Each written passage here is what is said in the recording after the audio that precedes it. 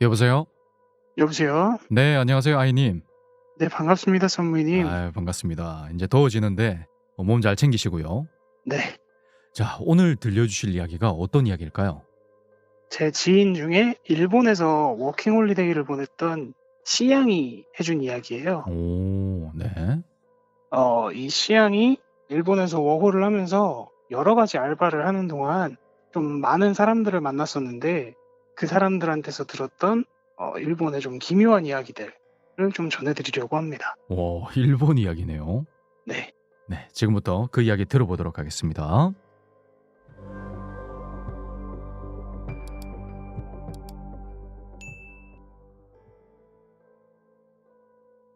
이야기는 C양이 첫 번째 워홀을 가서 했던 첫 번째 알바 장소에서 만났던 동료 직원이 해준 이야기래요. 음, 이 동료 직원을 가명이니까 나나코 씨라고 하겠습니다. 네. 네. 이 나나코 씨는 C양과 일할 당시에 도쿄의 시노쿠보 근처에 살고 있었지만 어렸을 적에는 시즈오카현의 작은 마을에서 살았다고 해요. 음, 그리고 무남동녀 외동딸, 귀한 따님으로 부모님의 사랑을 듬뿍 받으면서 어, 근데 사건이 일어났던 건 나나코가 아직 14살이던 무렵이었습니다.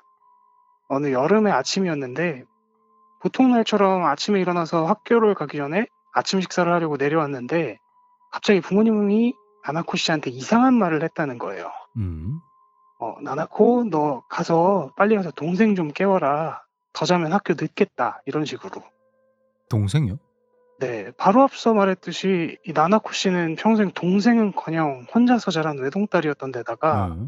친척 중에서도 아버지가 가장 막내셨대요. 그래서 사촌 중에서도 자기보다 어린 사람이 없었고요. 음, 근데 갑자기 동생을 깨우라는 게 무슨 소린가. 이 난데없는 이상한 말에 원래 평소에도 이 나나코 씨의 부모님이 장난기가 좀 있으신 편이라 혹시 아침부터 나한테 장난을 거시는 건가? 그런 생각인가 싶어서 웃으면서 에이 됐어 그러지 마 이렇게 말을 넘기는데 부모님 반응이 이상하더래요. 음, 이 뭐랄까 자기는 장난인 줄 알았는데 상대방은 진심으로 했을 때 나오는 그 어색한 공기 있잖아요. 네. 그러니까 부모님 입장에선 동생을 깨우러 가는 게 당연한 것처럼 그런 태도를 보이시더라는 거예요. 원래 장난이라면 지금쯤 서로 막 한번 웃어 넘기고 아침 식사를 해야 될 타이밍인데 음, 이 때 아닌 침묵에 가족이 전부 어색해하고 있는 이 상황에 갑작스럽게 2층에서 발소리가 들려왔다고 해요. 나나코가 놀라서 계단 쪽을 바라보니까 생전 처음 보는 어린애 하나가 눈을 이렇게 비비면서 내려오고 있더라는 겁니다. 네. 이 나나코 씨가 당황해서 아무 말도 못하는 사이에 부모님은 그 어린애한테 당연하다는 듯이 맞니? 하고 오늘은 일찍 깼네? 이런 식으로 그 애를 대하는 거예요. 너무 당연하게. 그리고 나나코 씨가 아직 앉지도 않았는데 애가 식탁에 앉자마자 식사가 시작됐고요. 얼른 식사 안 하면 늦어 이런 식으로 부모님이 타박을 해서 이제 나나코 씨도 뒤늦게 식탁에 앉았는데 솔직히 그 상황에서 밥이 어떻게 넘어가겠어요. 그죠? 그러니까 나나코 씨는 식사는 하는 둥 마는 둥 하면서 옆자리에 앉은 어린애를 계속 살폈다고 해요. 나나코 씨가 어렸을 적에 쓰던 식기에다가 이렇게 밥을 먹고 있는 그 애는 코가 좀 동그랗고 속눈썹이 많고 눈은 얇은데 어린애 치고는 목이 긴 것까지 야, 그러니까 누군가 모르는 사람이 보면 '아 저 부부 아들이구나.' 하고 알 수 있을 정도로 부모님과 닮은 얼굴이었다는 거예요. 음, 근데 아무리 머릿속을 뒤져봐도 이런 애를 본 기억이 없다라는 겁니다. 음, 뭐 이웃에서 아이를 맡기고 어디 갔나 했는데 동네에서 본 적도 없고 그렇다고 부모님이랑 닮았는데 내가 모르는 친척이 있나?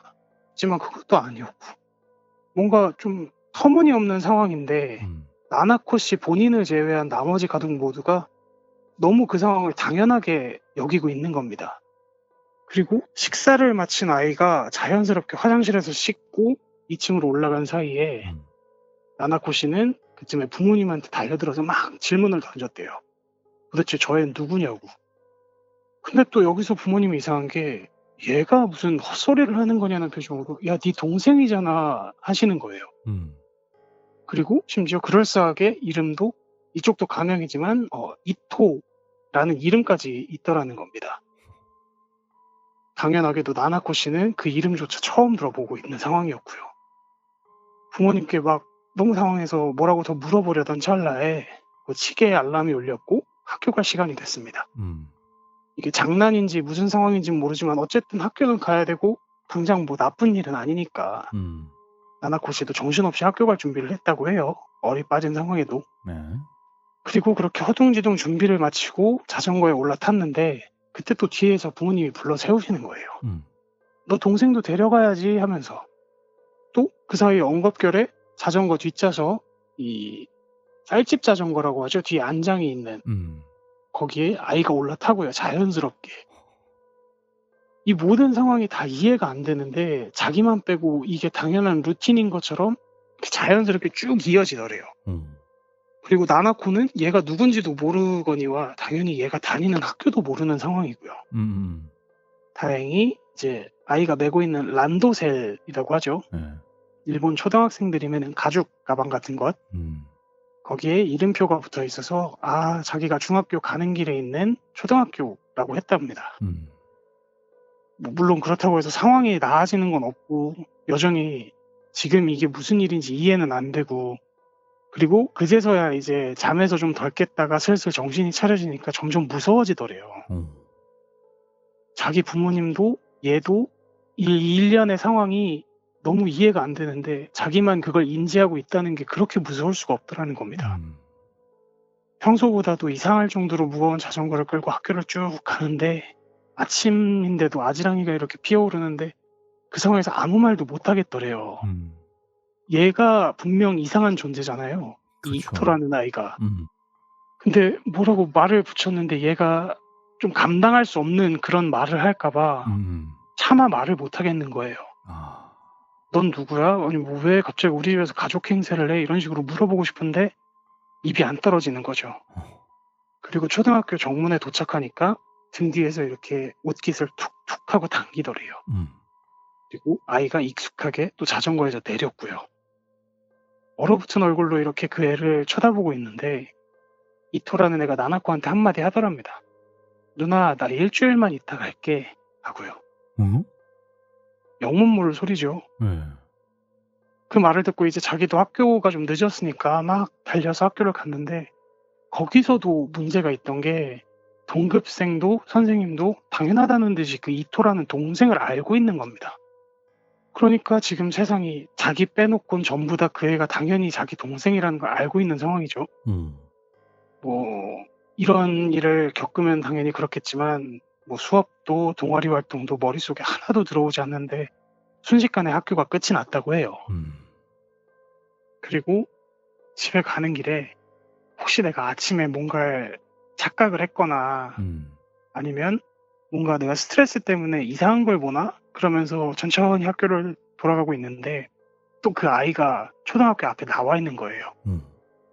그리고 당연하다는 듯이 이 나나코 씨를 멈춰 세우고 자전거 뒷좌석에 올라탔고요. 이때 나나코 씨가 유일하게 할 수 있었던 생각이 아침에 그 애가 했던 말이었다고 해요.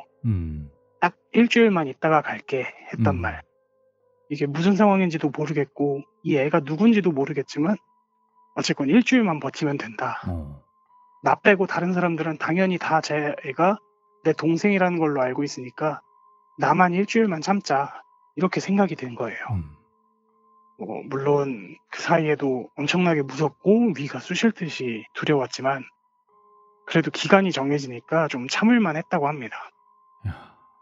사실 다른 건 둘째치고 애가 생긴 것부터가 아까 전에 부모님을 많이 닮았다고 했었잖아요. 예. 그러다 보니까 그렇게까지 또 외부적인 거리감은 없었다고 합니다. 아이가 쓰는 방은 원래 이제 집에서 창고로 쓰고 있던 2층의 작은 방이었대요. 물론 원래는 안쪽에 뭐 계절마다 안 쓰는 물건들, 선풍기라던가 히터 같은 것들부터 해서 이제는 쓰지 못하는 옛날 짐 같은 게 가득 차 있었는데 그게 말끔하게 비워져서 어린아이용 책상이랑 조그만 침대까지 갖춰진 평범한 방이 돼 있었다고 합니다. 당연히 이 나나코 씨에게는 생전 처음 보는 물건들이었고요. 뭐 어디로 갔는지는 알 수 없지만 그 짐들이 이토라는 그 아이의 생활은 의외로 굉장히 평범했다고 해요. 음. 학교에 다녀오면 뭐 그날그날 있었던 숙제를 하기도 하고 가끔은 시답잖은 TV 애니메이션 같은 걸 보면서 시간을 때우기도 하고 아니면 부모님과 뭐 오늘 학교에서 무슨 일이 있었어? 누구랑 뭐 했어? 이런 사소한 얘기를 하기도 하고요. 되게 그 나이 때 학생이 할 법한 평범한 일상이죠. 음. 근데 이 또 나나코 씨가 보기에는 너무너무 무서운 거예요. 음. 되게 자연스럽게 초등학생으로 의퇴를 하고 있는 것 같은 느낌이 들어서 음. 혹시나 저희가 나 몰래 저렇게 평범한 척을 해놓고 무슨 짓을 저지르지 않을까 싶어서 항상 신경을 그쪽으로 쏠리고 있었다고 합니다. 음. 가끔씩은 또 그 애가 부모님한테 그러듯이 나나코한테도 스스럼없이 친한 척을 하기도 했대요. 누나 하면서. 오씨. 그리고 그때마다 부모님과는 다르게 나나코가 움찔하면서 거리감을 두면 또 어색한 듯이 이렇게 그냥 돌아가 버리고 음. 다행히도 이 위가 닳아서 없어질 것 같은 일주일은 별일 없이 지나갔다고 합니다. 네. 아이가 집에서 깨어난 지 딱 일주일. 그러니까 다음 주 월요일이 된 상황이죠. 네. 그날 그 이토라는 아이는 보통 때보다 더 빨리 일어나서 식사도 하고 부모님과 인사도 하고 자전거에 올라탈 때까지 나나코는 얘가 혹시 이 사이에 사라지려나 하는 기대를 하면서 이렇게 계속 그 애를 주시했는데 음. 사실 별다른 일은 없었다고 해요. 아씨 뭐야. 뭔가 전래동화처럼 막 연기가 돼서 사라지거나 이러려나 했는데 그런 건 아니었고 음. 뭐 멀쩡하게 양치까지 하고 언제나처럼 나나코 씨의 자전거 뒷좌석에 올라타더랍니다. 그렇다고 또 이 나나코 씨 입장에선 야 너 언제 갈 거야 이렇게 물어볼 수가 없잖아요. 음. 아까도 말했지만 얘가 어린애라고는 해도 정체를 알 수 없으니까 음. 하여튼 이 나나코 씨가 차마 하고 싶은 말은 많은데 입은 못 대고 이렇게 자전거를 꾹꾹 밟아서 학교로 데려다 주니까 평소처럼 초등학교 앞에서 내린 도가 나나코 씨를 또 붙잡더래요. 어. 그리고는 누나 나 이제 갈게 데리러 안 와도 돼 고마워 이렇게 말하고 그리고 그게 정말 마지막이었다고 합니다. 음. 나나코가 어렵게 학교에서 동생 얘기를 꺼내니까 다들 그게 무슨 소리냐는 얼굴을 하더라는 거예요. 얼마 전까지 바로 어제까지만 해도 너한테 동생이 있다는 게 당연했는데 이제는 또 동생이 없는 게 당연한 세상으로 돌아온 거예요. 음. 그리고 그건 집에서도 마찬가지였다고 합니다. 아. 부모님은 이토에 대해서 전혀 모른다는 눈치기도 하고 어느샌가 이 이토라는 동생이 있던 방을 가보면 평소처럼 그냥 창고방으로 돌아와 있었고요. 예. 아이가 있던 흔적이 전혀 남지 않은 겁니다. 그리고 그제야 이제 나나코 씨한테도 평화가 찾아온 거죠. 아, 이제 다 끝났구나 하고 일주일 동안 이 나나코 씨만 알고 있던 이 기묘한 상황이 그렇게 마무리가 됐다고 해요. 음. 그런데 몇 년 뒤에 아까 말했지만 나나코 씨가 도쿄에 있다고 했잖아요. 네. 그게 왜 올라온 거였냐면 도쿄에 있는 대학에 합격해서 상경하게 된 거였거든요. 어. 그래서 이 나나코 씨가 도쿄로 올라가기 전에 뭐 생활비를 아끼려면 원래 있던 집에서 여러 가지 물건을 가져가야 되잖아요. 그쵸. 그래서 이 나나코 씨가 원래 그 창고방에 있던 안 쓰는 히터 뭐 아니면 선풍기 이런 걸 챙겨가려고 창고방을 막 뒤지고 있었다고 해요. 음. 그런데 구석에 놓인 짐더미 아래에서 어린아이 신발 한 짝이 나오더랍니다. 음. 그리고 심지어 그게 아무리 봐도 자기 게 아니라 남자아이용 신발이더래요. 뭐야. 이게 누구 건지 어쩌다 우리 집 창고 구석에 있는 건지도 모르겠고 음. 사실 신발이 한 켤레면 모르겠는데 한 짝은 누구한테서 받기도 좀 그런 물건이잖아요. 그쵸. 그리고 뭐 어딘가에서 흘러 들어왔다기에는 우리 집에 뭐 다른 친척 남자아이가 이렇게 왔다 갔다 한 적이 있는 것도 아니고 음. 너무 영문 모를 상황이었죠. 예. 부모님한테 얘기해봐도 이게 뭐지? 왜 우리 집에 있지? 이런 식이만 하고 음. 근데 이 나나코 씨 머릿속에 갑자기 퍼뜩 떠오른 게 그 이토라는 동생이었다는 거예요. 음. 당연히 부모님은 기억을 못하고 계시고 자기만 알고 있었잖아요. 그렇죠. 그러니까 이걸 뭐라고 말할 수 없는데 혹시 이게 개물건인가 싶더라는 겁니다. 어.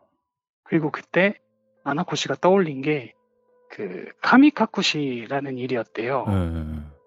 그게 뭐냐면 일본에서 이제 어린아이가 쥐도새도 모르게 사라지는 걸 카미카쿠시라고 부르는데 음. 흔히 이제 국내에 번역될 때는 행방불명이라고 되거든요. 네. 가장 유명한 게 그 지브리 애니메이션인 센과 치히로의 행방불명. 음. 근데 원제는 카미카쿠시라고 돼 있대요. 오. 근데 사실 이 카미카쿠시라는 게 정확히 행방불명과 대치되는 단어는 아니고 좀 정확하게 원문의 내용을 살려서 번역하면 신이 감추다라는 뜻이라고 합니다. 오. 그러니까 일본에 있는 신이 자기의 시종이나 시동으로 쓰기 위해서 속세의 어린아이를 데려가는 걸 카미카쿠시라고 부른대요. 아.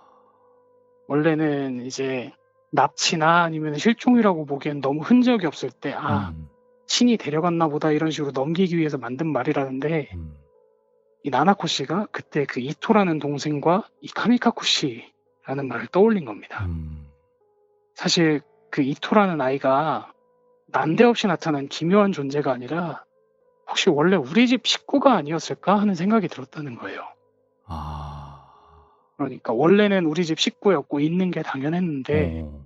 신이 데려가는 바람에 사람들의 기억 속에서 흔적도 없이 사라졌던 거. 아. 그리고 어쩌면 딱 그 일주일 동안만 신이 휴가를 보내서 집에 다녀와라 이렇게 보내줬던 게 아닐까. 음. 그리고 그제서 이제 이토가 마지막으로 사라지던 날이 떠오르더랍니다. 음. 그 마지막에 사라지기 전에 학교 도착해서 그동안 고마워서 이제 데리러 오지 않아도 돼 라고 했을 때 음. 그 이토라는 아이의 얼굴이 금방이라도 울 것처럼 이렇게 찡그려져 있던 게 생각이 나더래요.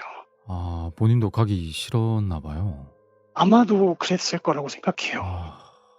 야. 제가 그 카미카쿠시에 관한 일본 이야기도 예전에 했던 기억이 나는데 네. 이분 이야기는 특히도 좀 소름이 돋네요. 아주 일상적인 어떤 그런 게 있어서. 네, 특별한 일이 아니라는 점이 좀 더 신경이 쓰이죠. 그리고 뭐 지인의 친구분의 이야기라 더 그런 것 같기도 하고. 네. 자, 그럼 여기서 아이님, 네. 제가 아이님에게 그 일본 카미카쿠시에 대한 이야기를 한 짧은 이야기를 한번 들려드릴까요? 네네. 부탁드립니다. 기억나는 대로 제가 말해드릴게요.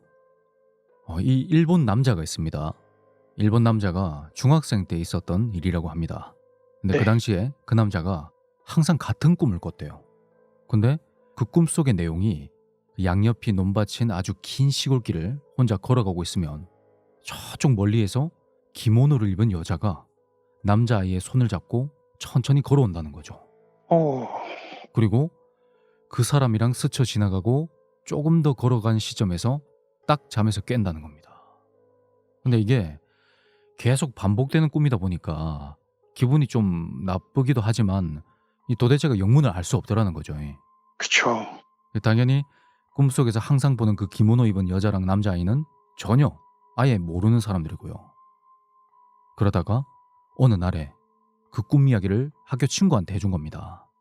근데 이 친구가 하는 말이 좀 이상해요. 자기도 그런 꿈을 꾼다고 이러는 거예요.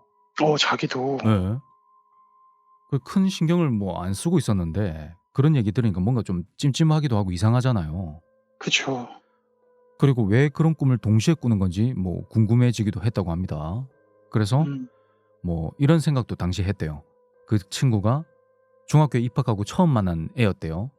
그래서 얘가 혹시 자기의 그 운명적인 소울메이트가 아닌가 뭐 그런 어쨌든 진짜 신기하다고 생각하고 있는데 그 친구라는 애가 갑자기 이러는 겁니다. 다음에 또 그 꿈을 꾸면 그 여자한테 자기가 말을 걸어보겠다. 어. 뭐 그때는 뭐 그렇게 심각하게 생각하진 않고 그냥 뭐 재밌겠다. 그렇게 생각하고 뭐 한번 해보라 이랬대요. 네. 그리고 그 얘기를 나누던 그날 밤에 또다시 그 꿈을 꾸게 됩니다. 남자가 이게 꿈이라는 걸 꿈속에서도 인지하고 있었고 그 친구 녀석이 여자한테 말 걸겠구나 뭐 그렇게 생각하면서 뭐 언제나처럼 여자랑 남자의 옆을 스쳐 지나가는데 음. 그 순간에 한 번도 그런 적이 없는데 그 여자가 말을 하더래요. 드디어 찾았다. 아이고. 그 순간에 등골이 오싹해지면서 이거 진짜 위험하다 뭐 그런 생각을 하면서 잠에서 깨어났답니다. 근데 이제 깨어나고 나서도 이 친구 녀석이 이제 걱정되는 거죠. 그쵸. 뭐 그러면서 다음날 아침에 그 친구 걱정하면서 학교에 갔는데 그 친구가 진짜로 실종이 됐다는 거예요. 들리는 말로는 네. 한밤중에 그 애가 갑자기 혼자 몰래 집을 나갔다는 거죠. 갑자기요? 예. 그때 당시에는 뭐 휴대폰도 없고 뭐 CCTV도 없는 시절이라서 단순 가출로 처리되고 수년 동안 그 행방을 알 수 없었다고 합니다. 몇 년 동안이나요? 예. 근데 그렇게 실종되고 나서 5년 뒤에요. 그 친구가 비쩍 말라 비틀어진 상태로 집으로 돌아왔습니다. 그 친구가 하는 말이 네. 그때 그 당시에 꿈속에서 나왔던 여자 있죠. 네네. 여자랑 그 남자아이랑 시골에 있는 작은 집에서 신나게 놀고 있었대요. 근데 어. 문득 정신을 차려보니까 집 근처에 있는 공원에 있더라는 거죠, 자기가. 그렇게 5년 만에 집으로 돌아가게 된 거고. 아, 자기는 꿈속에서 신나게 놀다가 음, 이제 나왔는데 정신을 잃고 보니까 5년 뒤. 음, 음. 아. 근데 여기서 정말 다행히도 그 친구는 건강도 회복하고 지금 이제 성인이 돼서 사회생활도 열심히 잘하고 있다고 합니다. 아. 근데 본인이 사라졌던 그 5년 동안의 기억 있죠? 네. 그게 통째로 없었답니다. 전혀 기억이 나지 않는다고. 그리고 또 신기한 건 네. 그때 친구가 사라졌던 그날부터 있죠? 이 사람이 그 김은호 여자 꿈을 안 꿨다는 거예요. 아, 목표를 찾아서. 뭐 그랬던 건지 모르겠는데 그러면서 이 사례도 카미카쿠시가 아니었을까 이러면서 뭐 끝이 나는데 되게 무서웠던 기억이 있어서 이번 기회에 한번 이렇게 들려드리게 되네요. 들려주셔서 감사합니다. 와. 아무튼 카미카쿠시가 꽤 유명한 그런 소재인 것 같아요. 네. 원래 음. 일본의 옛날에는 흔히 전국 시대라고 하죠. 음. 뭐 전쟁도 자주 하고 이러다 보니까 어린아이가 납치되거나 실종되는 일이 되게 잦았다고 하는데, 음. 거기에 대한 어떤 심리적인 위안을 위한 핑계로 "신이 데려간 거다. 험한 일을 당한 게 아니라 하느님이 데려가서 보살펴 주실 거다." 이런 어떤 위안적인 음. 느낌의 단어라고 하네요. 좀 안심시키기 위해서. 네. 참, 정말 이게 있는 것인지 참 모르겠습니다. 궁금하네요. 자, 오늘 카미카쿠시에 관한 이야기를 들려드렸는데요. 네, 이번 이야기를 들으신 우리 시청자분들께서도 짧더라도 혹시 주변인이 실종되었다가 다시 돌아왔다거나 그런 사연이 있을지 궁금해집니다. 혹시 있으시면 댓글로 간단하게 좀 남겨주시길 바랍니다. 자, 오늘 이야기 잘 들었습니다, 아이님. 네. 감사합니다. 네, 감사합니다. 네.